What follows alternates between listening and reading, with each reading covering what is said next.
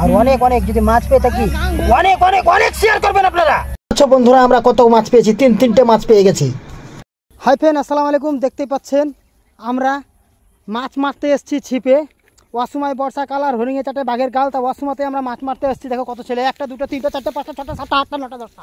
এই দেখেন এই পুকুরে মাছ ধরবো। দেখা যায় মাছ যদি পেয়ে থাকি আপনাদেরকে ভিডিওতে দেখাবো, আর যদি না পেয়ে থাকে তাহলে কিছু দেখাবো না, ফাঁকা হাতে চলে যাব। খেয়ে দিয়ে চলে গেছে খালি বনছি। দেখেন লাগাচ্ছি আমরা রুটির টোপ এবং জাল মাছের টোপ এবং আটা এবং অরূপে ময়দা।